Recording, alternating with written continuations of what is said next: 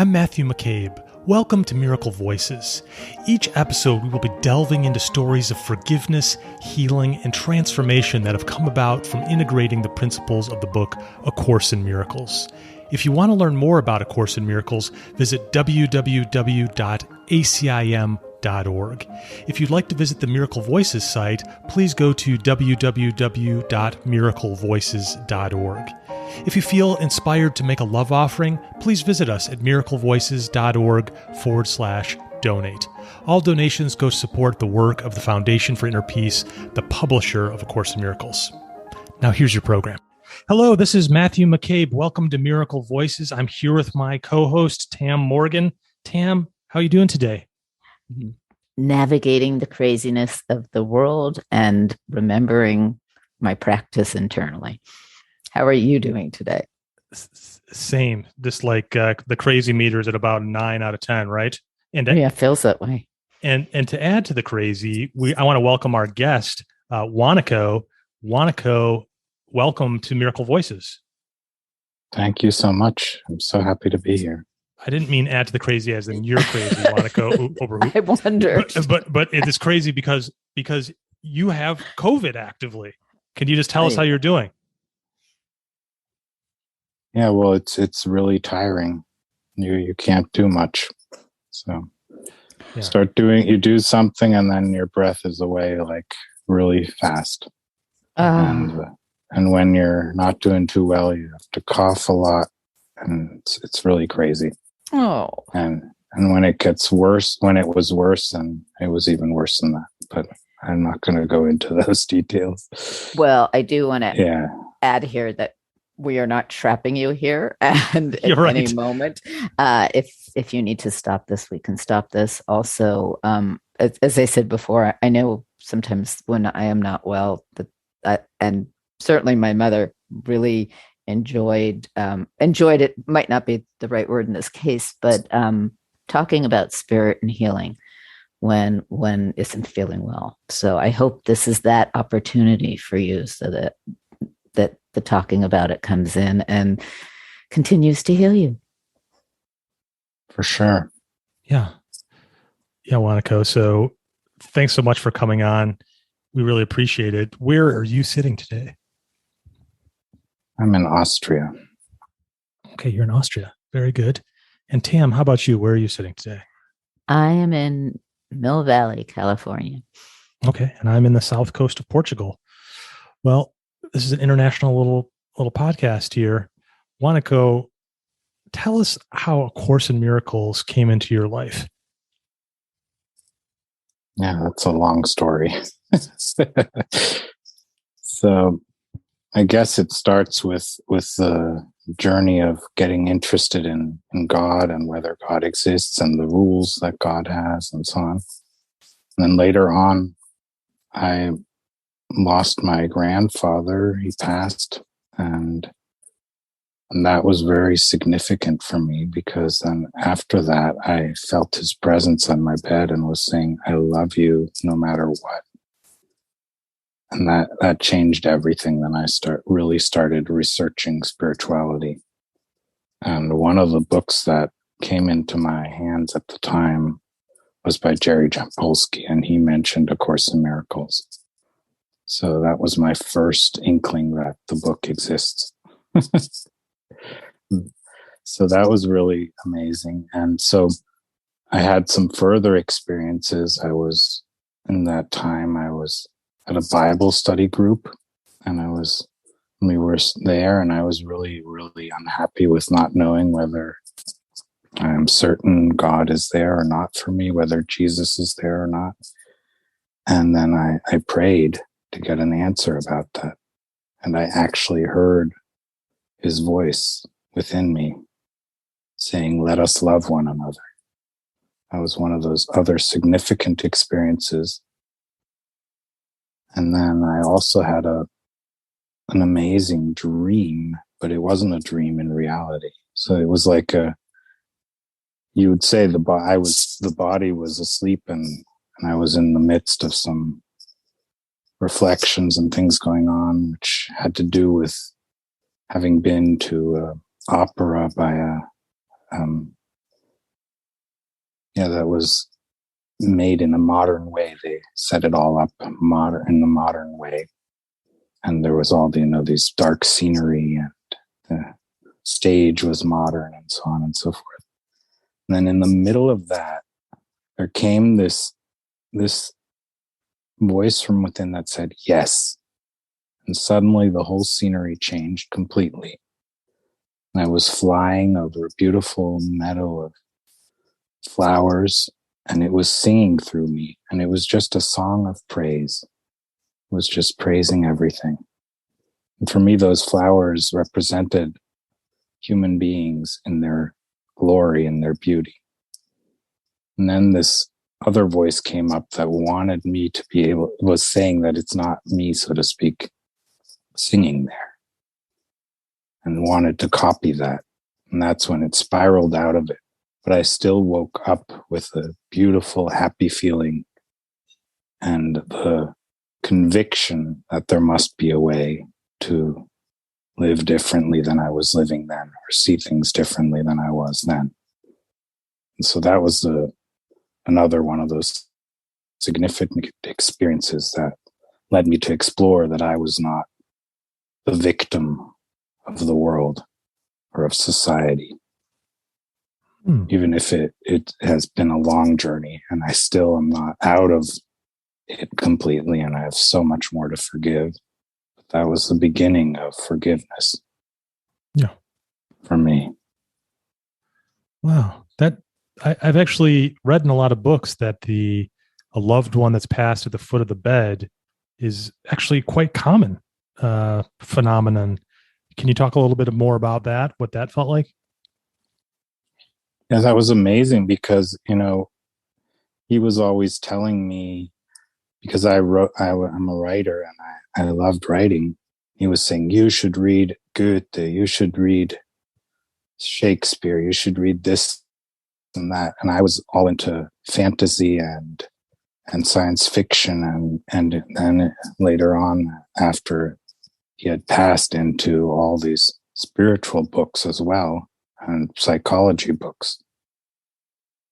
And so this experience was, he was saying, I'm not criticizing your choices anymore. You can live the life that you want to live, and I will support you with my love. And that was a significant thing, because I hadn't realized that was possible, to be loved unconditionally. Yeah. Wow. And that was amazing. That's like a miracle to me, that forgiveness was available for me. Yeah. At that time, in the midst of all these troubles I was going through in my mind. Yeah. It's we throw around the word forgiveness, but for new listeners that may be new to the concept, we're not talking about worldly forgiveness. We're talking about the forgiveness that's mentioned in A Course in Miracles. Wanako, what does that mean for you when you think about forgiveness in terms of A Course in Miracles? Yeah, well, it's a lot about letting go of judgment, because before, let's say I was judging myself like my grandfather was, right?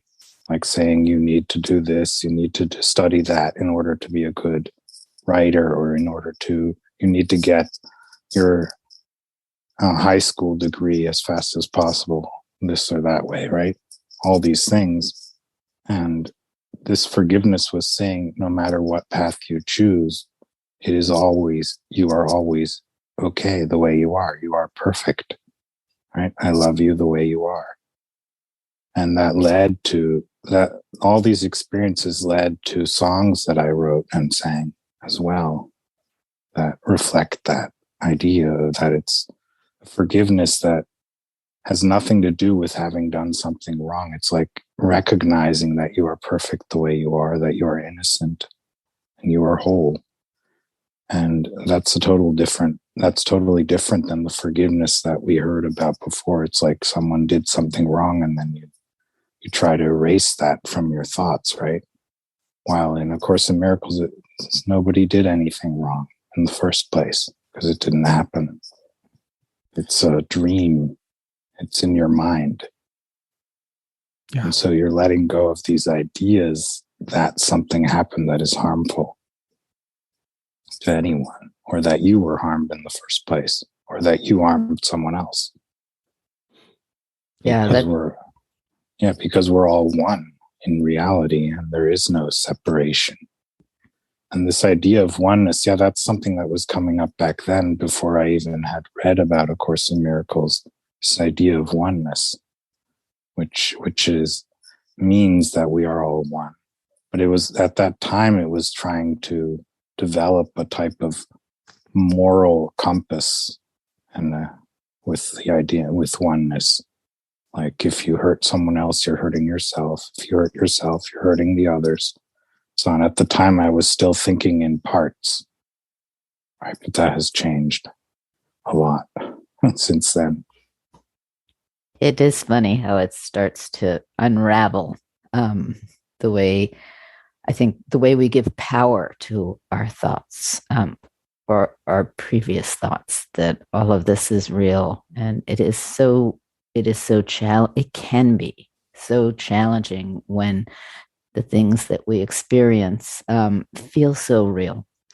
To do this practice, to do that remembrance that we are one, that we are safe. And there is the essence of all of it through the atonement and forgiveness, to remember this place of safety.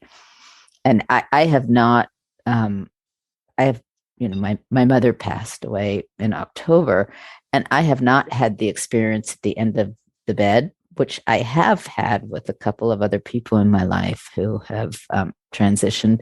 But my phone is continually stuck on the reminder app that says I'm on, I think it's lesson 160, that says I am at home, that fear is the stranger here.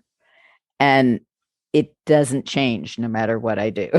And that was what my mother was saying over and over and over again towards the end of her life here, as she was in tremendous pain. So I just smile. Every morning, I feel like she's right next to my bed when that flashes, even though I'm on a totally different lesson. So the messages come through in so many different ways if we're willing to open up and see them. Yeah, and these are the things that we really look at, right? These really challenging things we look at when we're talking about forgiveness. Yeah. Wanako, as you started to practice A Course in Miracles, did you notice changes in how you looked at things, feedback from people about how you were changing or how your life was changing at all? Not necessarily from other people, but I felt it within me. So, the thing is, I was so surprised when this all started that I would start even reading A Course in Miracles, because before I started, I got this message. I got this feeling, you are a teacher of A Course in Miracles. And I was like, I haven't even read the book. What should I do? Right. And so I started studying it in earnest. So I listened to it, read it, and so on and so forth. And then I did the workbook as best as I could at the time. And then I really started practicing it even more. And I started having some miraculous experiences with the Course, even though I had miraculous experiences before formally studying it as well. So I did feel changes within me, but I didn't have the impression that I was getting feedback about that from others. And just want to check in. How you feeling, Wanako? You feel like you want to keep going? Let's go with it. Let's go with it. All right. Well, Wanako, can you share your forgiveness story with the audience? Yes, I'll be happy to do so. So I told Matthew before, I had this experience with our car. It's no longer our car now, but it was at the time. And I had to drive a lot to get to work and to get into many different places.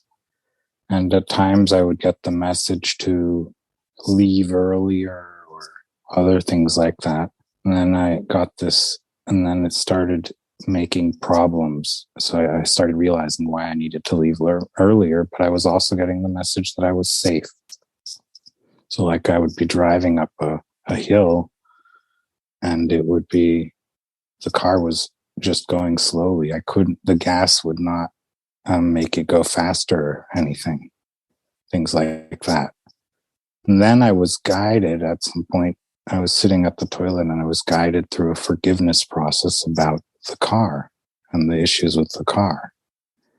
And that was so fascinating because it was like the car, and then there was topics like enemies or perceived enemies, or even forgotten what I thought were enemies, this idea of enemies. And so I was guided to forgive all enemies. And then I had these feelings of like there were things associated with the car that were enemies. And I was like, how can that be? And when I got through all this forgiving the enemies with help, of course, I was not alone in this. There was Yeshua's presence and there helping me through it, because I couldn't have done it alone at all. Because I had no idea what I was doing. I mean, what enemies were there? I didn't even know who they were. But there was a feeling that these ideas of enemies were there. And so forgiving all that and letting go of these perceptions of enemies around that topic. And once the whole process was through, I got the message that there would be no more issues about that. And really, there were none. There never was an issue with that, with the car anymore. So kind of like this, the car, we would say the car is a problem that needs to be fixed, but in the mind, it was like, it's an enemy that needs to be erased or something. And this idea of enemies is behind the car mechanical issues somehow. Yeah, it was for some reason. And till this day, it's a miracle to me, because you would think, changing something in your mind is not a mechanical thing at all, right? No. Well, I need to jump in here. For as long as I've had a car, which is certainly about 40 years now, every single time something intense is going in my life and going on, the car reflects it. I always call my car like my other auto body. and like it will get so funny. Like I'll find out that something's going wrong with my thyroid, and I'll go to the doctor, and then suddenly my car will be doing things at the same time, and I bring my car to the mechanic, and he sits there explaining to me, oh, well, that's this part of the car, and it's kind of like in your body it would be like the thyroid. I was like, yes, of course. And over and over and over again, if I'm not seeing something in a situation, someone will hit my blind spot. If I like every single time, and it becomes like more and more clear if I'm really like, I feel like the air has been like let out of me and I'm incredibly exhausted. Inevitably my car will get a flat tire, and then the next one will, and the next one will, until I actually stop. I can't drive. I can't move. I stop and take in the messages of my car. And it's been a joke amongst friends that, if I'm not getting it, my car will, and it will show me. So, yeah. I mean, again, everything is connected in this dream, and the messages can come in through, like a mouse coming into your house, if you're willing to listen to what the relationship is. Yeah, and I had heard about miracles like that before, right before A Course in Miracles, but I had never experienced it myself, and never through the forgiveness process, because the miracles that I was hearing about before were using the chakra techniques, for instance, to change things about cars, for instance. Well, so it was also changing something in one's mind, right? But this was something totally different forgiveness is so powerful. Yeah. And, according to the Course, that is the miracle, the shift in perception. From fear it to wasn't love. even the change in the car. Right. It was the change in my mind. Right. And that really is the miracle. And the car is kind of like a second body in a way. It's like an additional layer of armor and mobility. Like we move around in duality space in our, flesh car. And then we have another car we go into for longer distances. So it's like there's similar dynamics at play. Well, I mean, I really do think in my wordplay in my life, that is the nature of the auto body. It really is this other body that we get into. Yeah. That's funny and an unusual metaphor, but very interesting, Wanako. Yeah. Have you gotten any? Go ahead. It touched me very deeply because being able to go through this process of reevaluating the idea of having enemies and then seeing something happen because of that, right? Yeah. Yeah. That was like, wow, that's very revelatory because we're so used to thinking that the enemy is real, right?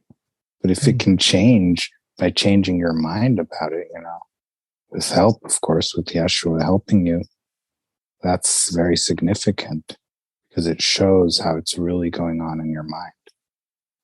And it wasn't out there in the first place. There is no outside. Yeah. Yeah. I love that can come through absolutely anything. Yeah. One thing I wanted to circle back to, Wanako, is that you mentioned that you kind of had Holy Spirit wanted to speak through you once, and you really didn't totally let it come through. There was like a hesitancy, and then can you just talk about that whole thought dynamic there? Sure. Yeah, that was when the incidents when I told you about the Bible study group where I heard the voice, and I didn't want to say the words "Let us love one another" because I thought the whole group would think that I meant everyone should have sex with each other freely as they like, right? And so I didn't dare speak those words, even though it was such a strong voice, and I would have loved to hear that voice out loud for everyone, hearable for everyone, but I didn't do it. So instead, I said, "Let the world be uplifted by love," or something like that. And then it dropped, right? I didn't have the connection anymore. Because you feel like you stunted it or something, like you cut it off because you chose not to let it go through? Yes, that's the type of guilt that has come up about that, yes.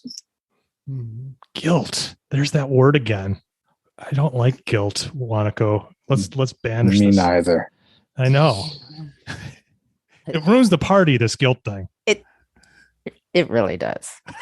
I mean, and if it's here, can we take a moment to give it some love? Yeah. It's just a cry for love. Yep. So I'm going to send that to you right now. Oh, good. Me too. That's beautiful. Yeah. Wanako, have you had so powerful when we do this together. Oh, it's yeah. So beautiful. It is.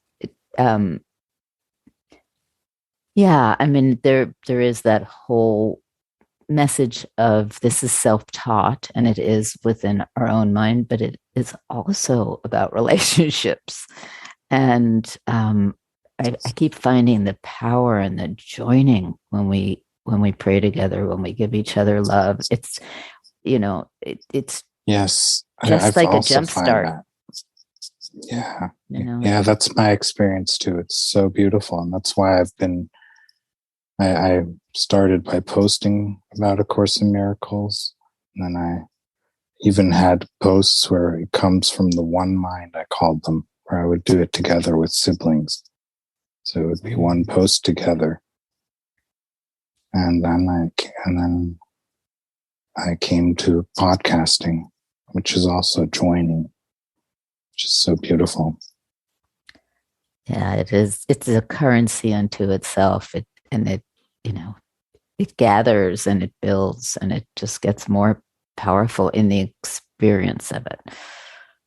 It really does boost. So, Wanako, when you're in the deep struggle, kind of caught in the ego and in judgment, how do you try to get back in forgiveness mode where you're not overlooking it? You're saying that it's not real. Is there any tips or guidance that you follow to try to get back into forgiveness mode, get centered again, instead of feeling the pain of the judgment? Well, yeah, it's a process. I guess the first thing is to accept that it's there, and to accept that those thoughts are coming up. It gets really black and dark and full of regrets and guilt and attack and so on. And so it's about looking at it, letting it be there, allowing it to be visible to me. Because the thing is, I would tend to brush it away or try not to look at it or to think about it a lot, right? And so with A Course in Miracles, the learning to let it be there and then let the soothing ideas and thoughts that show you that it's not real to emerge as and of course one of the main things is asking for help, just saying please help, right? And writing it down perhaps even has been helpful to me. So and when the mind has calmed enough, I can actually even start meditating or looking at passages from A Course in Miracles to help me through it. But at first, you're really caught in the ego play. And so, for me, it takes a little time, usually. But sometimes it really can be very fast. Depends how willing I am at that moment to see it differently.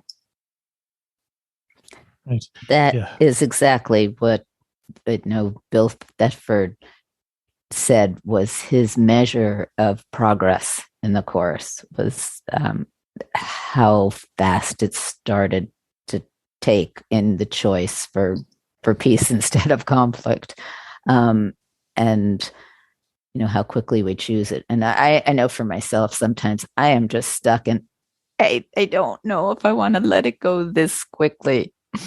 Let me experience it again to remind myself how much I really want peace. Feel my righteousness. Then I can feel the pain of my righteousness before I let it go. Exactly. And, the more we do this practice, the more we strengthen the muscles, the more it does start to become second nature to choose peace more. Yeah, and it's a very interesting thing, because then we when we're in this dark place, we don't value ourselves at all. I certainly don't, right? I'm fully in the idea that I'm valueless or incapable, or that my life was worth nothing, and things like that, right? Come up. And so to let go of that is to really change your mind totally, because it's a 180, so to speak, complete reversal of what that is saying about yourself, which is not who you are, of course, but it's who you think you are at that moment.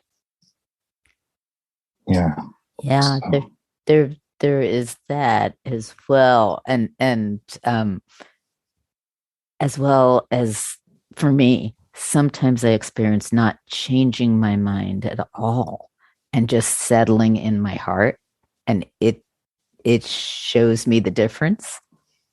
And so it's not a convincing my mind, oh, that was, wrong thinking, which sometimes I get. Sometimes my mind gets it, but sometimes my heart just says, oh, just shut up. Love you so much. Come here. And there's that relaxing into that which loosens my mind to shift. Yeah, that makes sense. Mm-hmm. Yeah. It's not always you can't think it out. Right. You're right. It's not a thing of just thinking, because the thinking is what got you there in the first place. Yeah. I mean, yeah. And sometimes that way can help of a sort, because you can willfully say, please help me, and you get help to come in and shift your mind. So I'm not saying that the mind can, even though I know the Course says, you can't do it with the mind, there is a partnership that can happen to shift that mind, but also giving it up and just going to the heart is a quicker route for me. Yeah.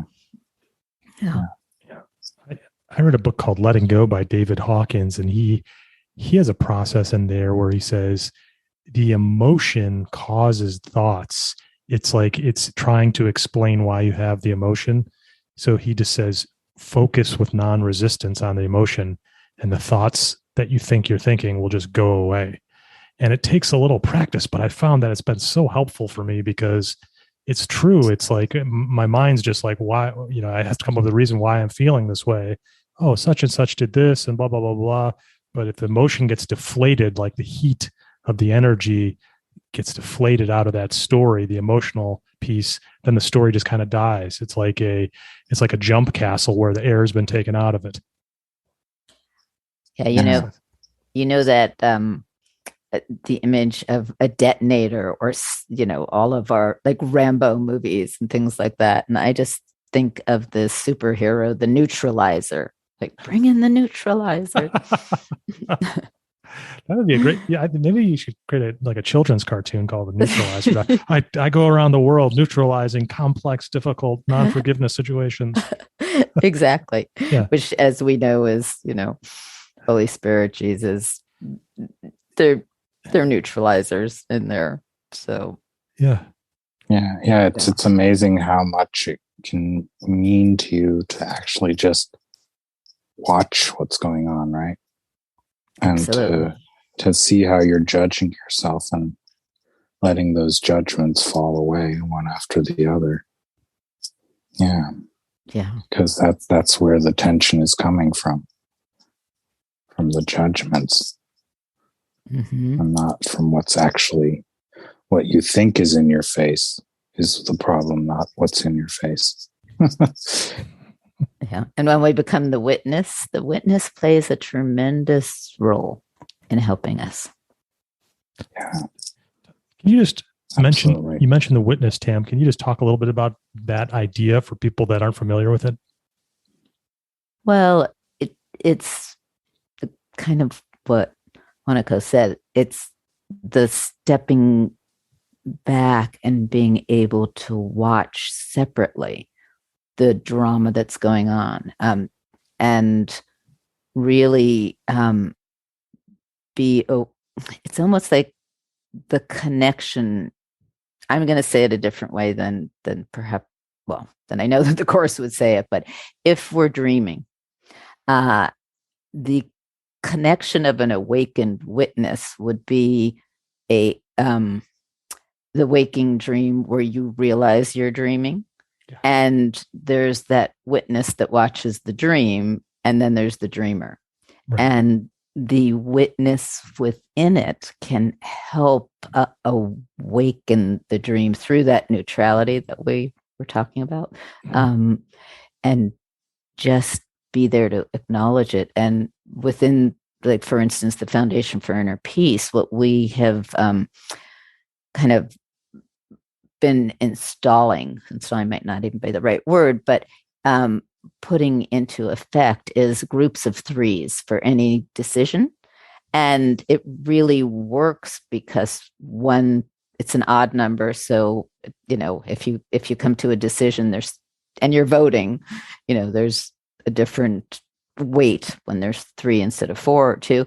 But also there's a witness, like it's an inherent witness, is that third being, or the third eye is another witness, or, the the Trinity, there's an inherent witness in there to watch the show, but also know that that's not what's real and bring that to the table.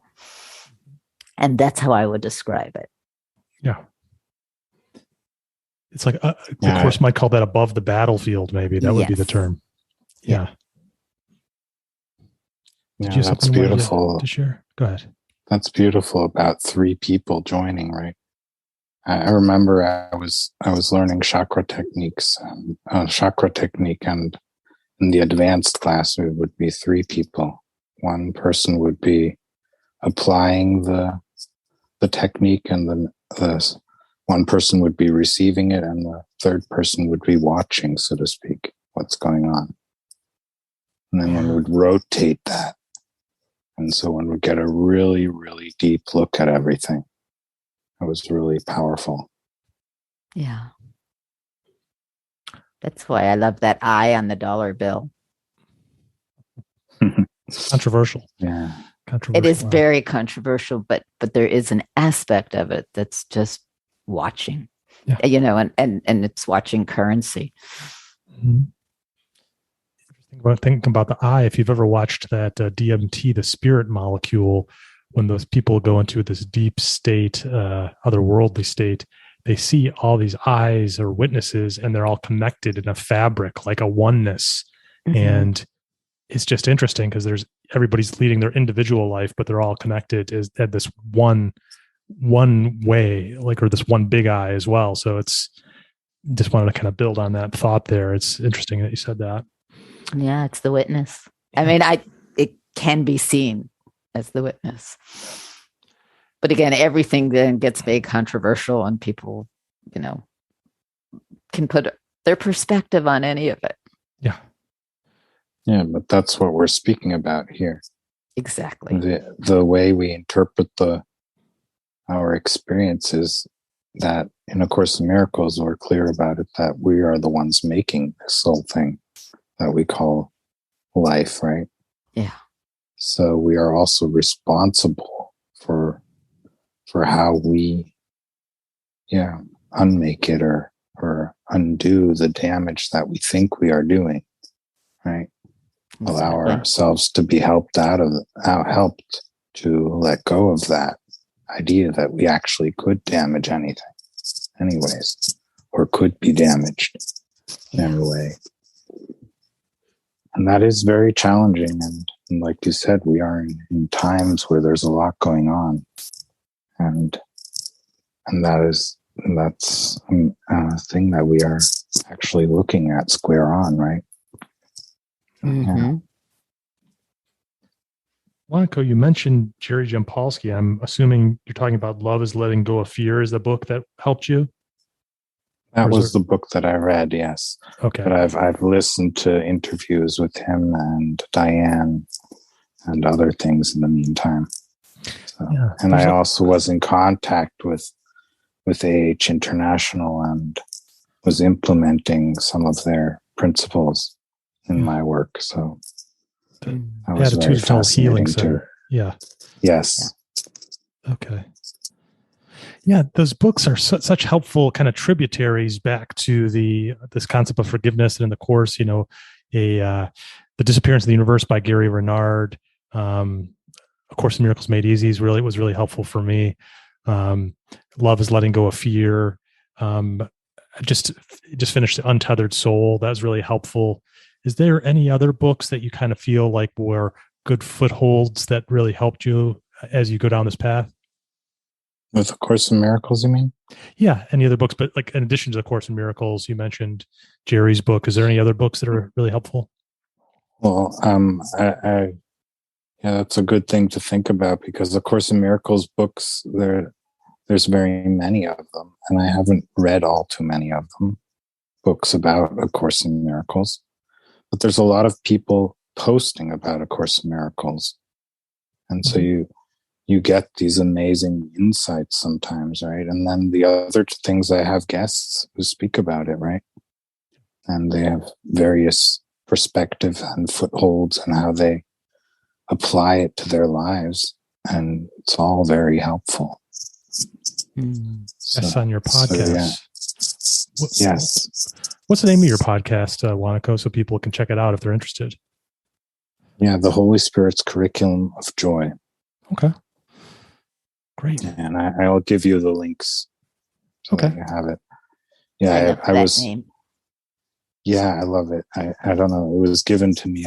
The Facebook group is called that way, that I'm the administrator of as well.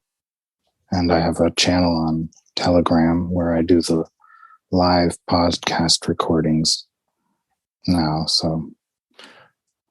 Yeah, well, we'd love to have you on again sometime when you don't have a debilitating virus. Yeah, that's just an illusion. Job. Yes, that's right. Well, are you really believing that, Matt? I know I'm stuck in it.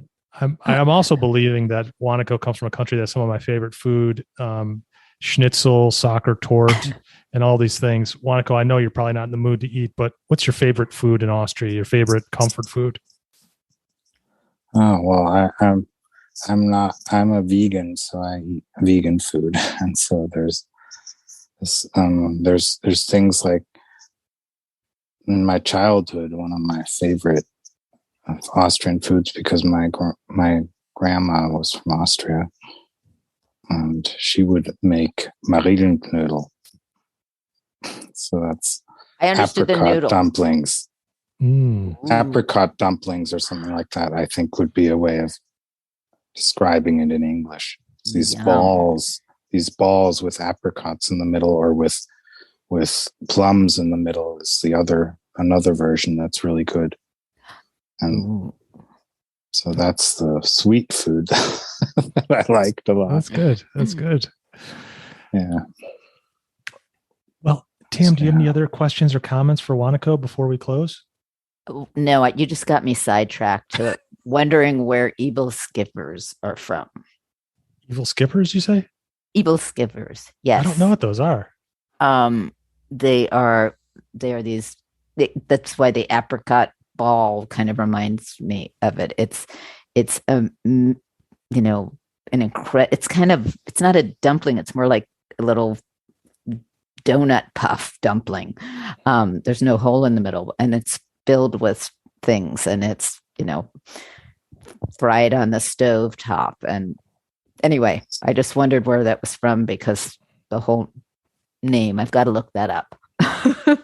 It's a good thing we're coming to a close. We're getting everybody hungry here. Yeah, fantasizing about pastries. And anyway, you just, Matt's questions always throw me somewhere else right at the end. I have to come back and be present, not think of dessert, breakfast treats. Yeah. We're all above the battlefield, but I'm looking down on a pastry field of different options. And I like to hear what's available in other parts of the world. Well, Wanako, thanks so much for coming on the show and sharing your miracle voice, especially when you have COVID. We really appreciate it. And again, say the name of your podcast one more time, and I'll include the link in the show notes. The Holy Spirit's Curriculum of Joy. Okay. Thank you. And Wanako, I give you the prayer that may your breath be much more at ease and lighten up, and may your car not sputter. And in my world, it would be, but that we join you in that love and the loving breath and the memory that this is not real. Send you the gratitude for you joining us today as well. Yeah, I think it's a lot of clearing going on, Yeah. Unforgiveness that has piled up, needs to be released. Yeah. Yeah. A bonfire. We can have a big bonfire of unforgiveness. Yes, exactly. I like it. It's all being cleared away through through the fire of truth, or the light of truth. Yeah. Well, thank you for participating in this. Yes, thank you, Wanako. The beginning of the bonfire. Yes, I always say, there's so many people out there speaking about, of course, in Miracles, and many are doubting, whether they should speak up or share from where they are at now. And I say, And I always got the answer when I was like, why am I to speak about this, right? And the answer I get is, where you are at is perfect. Go from there. Yep. And because, you think you have to be at some certain place in your studies of A Course in Miracles to be able to share about it. And that was the answer I got every time. It's perfect where you are at. That's where you're coming from. That's where you are to speak from. And that's where the power lies in the message. Yeah, and I think that's something I want people to know, because I've been supporting people, who are writing, and the writers tend to get worried about that, right? I have to be at some advanced place in my understanding of a topic or this or that to be able to write about it. So it's very helpful to know that where you are at is exactly what the people need when they will read it. Yeah. I would add, and I don't know if I'm right about this or not, but the authenticity comes in the love that you're feeling as you're writing it, that you're extending. Yes. That it's not just about a bunch of words and whether you're understanding concepts or playing with concepts or, like a mental masturbation of concepts. It's truly, what are you emitting as you are writing it? Are you in touch with that so that people will actually experience the transmission of that? Yeah, that's a good point. And that's why I called the writing groups Writing by Heart. Love that. Because it plays on the idea of remembering who we are, right? Yep. Because writing by heart means that it's already written, more or less. Yes. Because it's by heart. You know it by heart. Right? It's funny. I wrote a book that's over 800 pages on the westernization of Nepal that I never published, but the whole title was To Know by Heart. Oh, cool. Like that. Yeah. Yeah. It came from I know we're closing here, but it did come from an experience I had with a girl in Nepal who I befriended and became part of my family. And I was leaving for the first time after living there for several months. And she was very upset. She was saying, how will you know? I was saying, well, I could draw a map I'm so directionally, challenged that I was trying to draw a map of how to get back there, even though I knew how to get back there. And she laughed at me because I had taught her some English and she taught me Nepali. And she said, it is funny that in your world that has so much to do with the head, that you say to remember something is to know by heart. And it really struck me very deeply how true that was, that our true knowledge is by heart. Yeah. And as an actor, you have to learn things by heart, right? Yep. Yes. So that's the play of words that I'm using when it's about writing. Beautiful.